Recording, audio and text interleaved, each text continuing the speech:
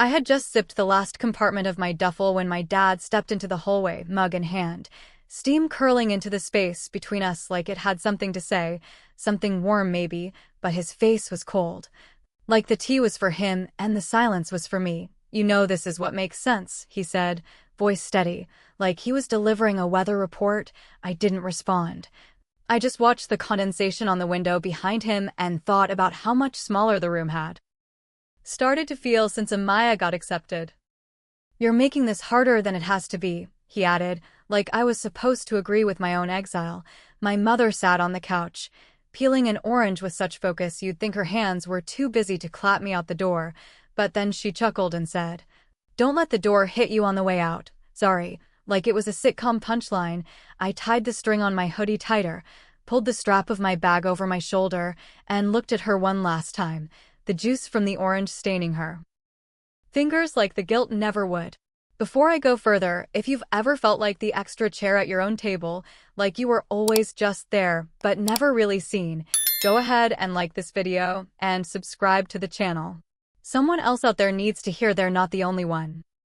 Amaya stood at the foot of the stairs, too quiet, holding that stuffed rabbit I gave her when she was 5, the one they kept trying to throw away every spring cleaning.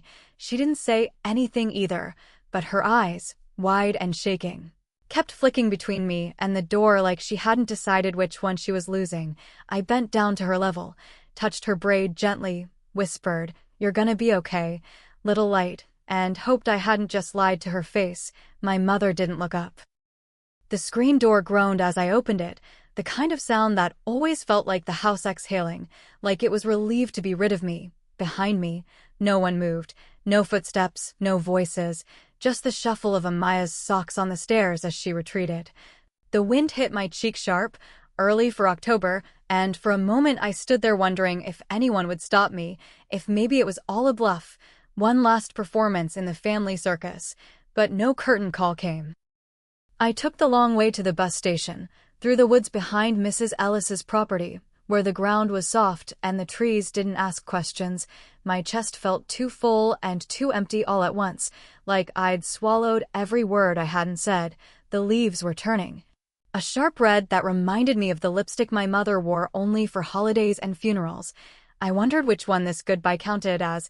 My phone stayed heavy in my pocket, and I didn't check it once. At the station, the woman behind the counter looked up and smiled, said, "Running away or running toward something?"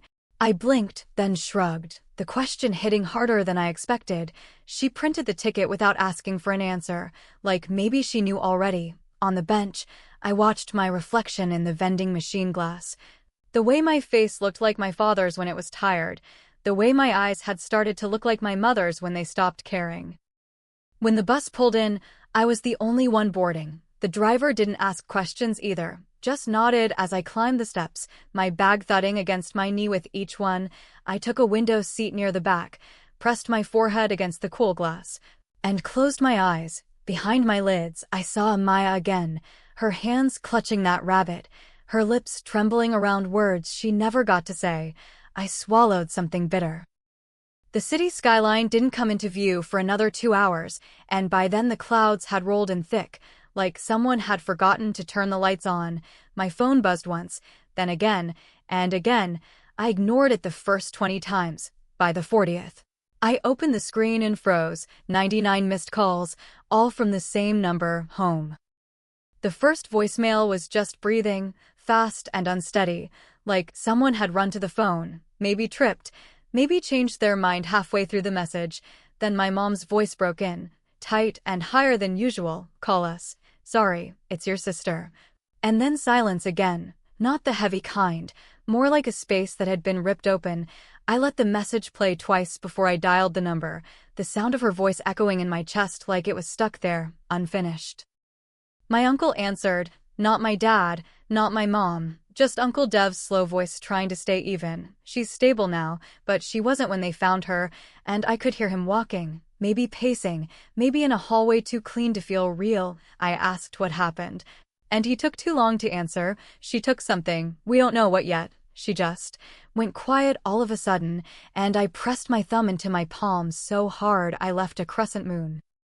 The bus hadn't even made its last stop, but I pulled the chain anyway. The driver looked at me through the rearview mirror and asked, "You good, girl?" And I just nodded, because I couldn't trust my mouth to open without letting something loud slip out.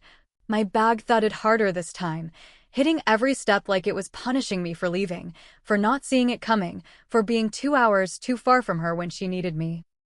At the hospital, the fluorescent lights didn't blink, but they felt like they should have, like they were too steady for what was happening inside.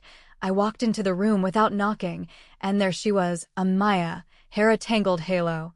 Skin pale in that way that makes you think of sheets left in the cold too long. Her wrist had tape and tubing and bruises that didn't belong to a 13-year-old girl. She looked up when she saw me, slow and unsure, like her body wasn't finished deciding if it could hold her up anymore.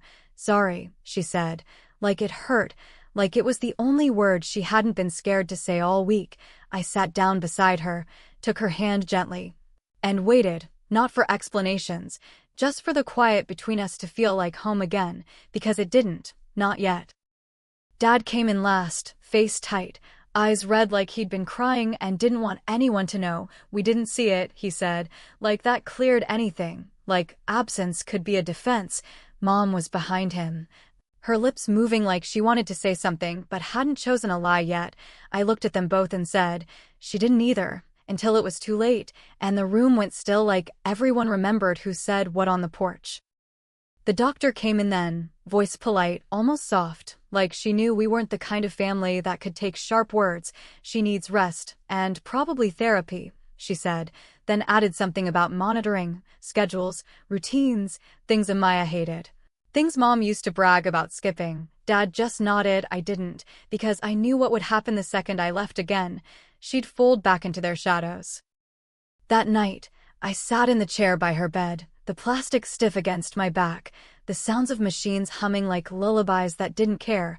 She was asleep, but her fingers kept twitching, like she was still holding on to something. Maybe that rabbit, maybe me. And I kept thinking about how close she came to disappearing, how close they came to losing the one child they actually wanted, and still, it was me they called. The nurse had come in with a clipboard and a tone too light for the news she carried, said something about discharge forms and follow-up calls. My mother smiled like a parent in a school meeting, nodding too fast, asking questions about medication as if concern lived in her. But I watched Amaya's face, watched the way her fingers curled into the blanket, the way her eyes stayed locked on the ceiling, like she'd made some private deal not to look at any of us. Back at the house, the air felt untouched, like no one had been crying into pillows or pacing hallways, just laundry folded on the couch and a candle burning too sweet on the kitchen counter. My father went upstairs without a word. My mother started reheating soup like routine could erase whatever almost happened. I followed Amaya to her room, her steps slow, each one like she wasn't sure the floor would hold her. She sat on the edge of her bed, that rabbit tucked under one arm, knees pulled up like she was still 12, her voice barely above breath. They didn't even ask why, and I didn't ask who she meant because I knew. Mom kept talking about grades. Dad kept saying I'm strong. Like being strong is a cure. She looked at me then, like maybe I was the last witness left. You left, and they filled the silence with expectations. Downstairs, I heard my mom's voice through the floor, telling someone on the phone that Amaya was fine now, just tired, and I remembered the way she used to say the same thing about me, like tired was the word she used when daughter started sinking. I turned to Amaya, asked softly, "Did you try, or did it just happen?" And her silence wasn't empty, it was full of everything she couldn't risk putting into words. Later, we sat on the porch swing like we used to when summer still meant something. Amaya leaned her head on my shoulder, said, "I thought if I was good enough, they'd stop missing you," and I couldn't answer that, because I'd thought the same thing once. And all it got me was a bag packed in silence. I squeezed her hand instead, watched the streetlights flicker on one by one, like the night was trying to keep us visible. Dad came out eventually, stood at the edge of the porch like he was measuring the distance between us. "She's got an appointment Friday," he said, like that counted for something. I nodded, didn't thank him. Didn't ask why it took an ambulance to get him to see her, just waited for him to go back inside, his shadow shrinking against the doorway like it had somewhere easier to be. Inside, the The television played some sitcom too loud. My mother laughed at a line I didn't hear, spooned soup into a bowl and left it untouched on the table. She looked at me finally, eyes tired but dry. "You should stay," she said, not like a question. More like a command wrapped in regret. "Just until she's better." I stared at the spoon sinking slowly in the broth, then said, "You mean until you feel less guilty?" That night, I slept on the floor beside Amaya's bed, her breathing soft and shallow like she didn't trust the room yet. I stayed awake staring at the ceiling fan turning slow, thinking about all the ways a girl can disappear without ever leaving the house. Thinking about how being loved isn't the same as being safe, and how neither of us had been either for a very long time. The envelope came in a stack of mail my mother tossed on the counter without looking, but I saw the return address, saw the state seal peeking from the corner like a bruise. I opened it before anyone could stop me. The letter inside printed clean and official. "Policy beneficiary update confirmation," it read, and my name sat neatly beside a figure I'd never known was tied to me. They had life insurance in my name, and nobody had thought to mention it, not even when I walked out with everything I owned in a single bag.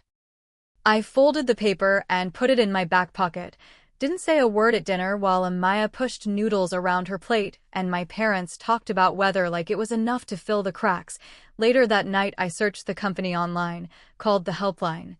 Stayed on hold long enough to memorize the elevator music. When someone finally answered, I gave my name, my birthday, and said I wanted to make a change. The woman on the other end didn't ask why, just verified my identity and clicked keys like it didn't matter who I left behind. The next morning, I woke up early, found Dad's laptop still open on the dining table, tabs left open like breadcrumbs. Mortgage notices, unpaid bills, emails marked urgent and unread. I scrolled until I saw the lease. My name still listed as cosigner. They'd used me to get lower interest. Kept my name tied to a house they swore I didn't belong in. I printed what I needed. Took pictures of the rest. Emailed the landlord. Said I was relocating and removing myself from all financial responsibility. He replied in 6 minutes. Said he understood.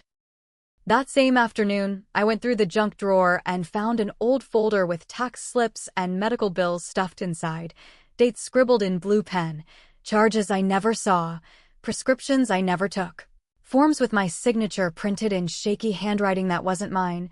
I took the folder, walked 2 blocks to the post office, and sent it certified to the IRS. Didn't leave a note, just made sure it would land where it needed to. Sometimes the only apology people understand is the kind that arrives with consequences. Amaya found me packing later, asked if I was leaving again, her voice small like it didn't want the answer. I sat on her bed, looked her in the eye, said, "Not yet, but soon." She nodded like she already knew, said, "They're scared of you now." And I didn't know what to say to that, because I wasn't trying to scare anyone, just trying to make space where there hadn't been any, trying to unbend all the corners they folded me into. Mom knocked once before coming in, stood in the doorway with arms crossed and voice calm in that way that always meant something was wrong. "We noticed something's changed on the accounts," she said. "Careful, watching my face, you want to talk about that?" I looked at her, tired of playing the polite version of myself, and said, "Do you?" And for the first time in years, she didn't have an answer ready. That night they argued in the kitchen, whispers too loud to be secret, Dad's voice rough, Mom sharp and quick like a knife trying to stay clean. I didn't lean in to listen, just lay beside Amaya and hummed something soft, something steady. Her fingers curled around mine in sleep, the rabbit between us like a third heartbeat, and I realized I didn't need them to understand what they'd done. I just needed them to feel the silence where I used to be. By morning, the house felt like it was holding its breath, coffee brewed but untouched, Mom's purse missing from its usual spot, Dad out on the porch staring at nothing. I made eggs for Amaya, packed her lunch, brushed her braid with slow hands. She looked up at me and whispered, "Will you still come visit when you don't live here?" And I smiled, kissed the top of her head, and said, "Only if you want me to." I moved out the following Thursday, a studio apartment on the edge of the city, cracked windows and a sink that groaned when it ran too long. But it was mine. The silence felt earned here, not forced. Amaya helped me carry 1 box. Her hands too small for the weight, but she insisted, said she wanted to see where I'd live. Her goodbye was quiet, a tight hug and a whispered promise, "Don't answer if they call you mad," and I smiled because she was learning to be careful with what love costs. A week passed before the first message came. Dad's voice tight, like someone pressed his ribs too hard. "You have to undo this. Sorry, the bills are piling and your mother's scared." He didn't say sorry, didn't ask how I was, just listed things they needed. Like groceries and mercy could come from the same place. I played it twice, then deleted it, turned my phone off and sat by the window until the sun dipped low, orange washing over everything like nothing had ever been broken. At work, I filed intake forms and restocked shelves, the clinic quiet on Wednesdays. I liked it that way, a slow rhythm that didn't ask for anything more than presence. The receptionist said I had calm eyes, the kind that made people feel steady. I almost laughed. Because I used to feel like a storm in a hallway, now I handed people pens and said, "Take your time," like I had some to spare. Amaya sent texts every few days, photos of her sketches, screenshots of songs she thought I'd like. One day she wrote, "They started arguing again, but this time I didn't shrink," and it made me pause, standing in the grocery store with a bag of rice in one hand. Her words sat heavy and bright in my chest, like maybe this version of love didn't need a roof to live under, just room to breathe. A letter from the IRS arrived at my parents' address, forwarded in a half-torn envelope to my apartment, my mother's handwriting on the front trembling. Inside was a notice, short and stiff, penalties listed in black ink. I didn't read the whole thing, just skimmed for numbers, saw the weight of what they'd borrowed against my name. The silence that followed meant something different now. It meant I didn't have to explain what they'd done. It was already written down. Late one night, my phone lit up, Amaya's name on the screen, her voice soft with sleep. "They're selling the car. The house is next." I asked if she was okay. She said she was staying with Aunt Kendra for a while, said the house didn't feel like home anymore. I told her home doesn't have to be a place, it can be a person, a song, a memory that doesn't make your stomach hurt. She was quiet for a second, then said, "Then I guess you're still home."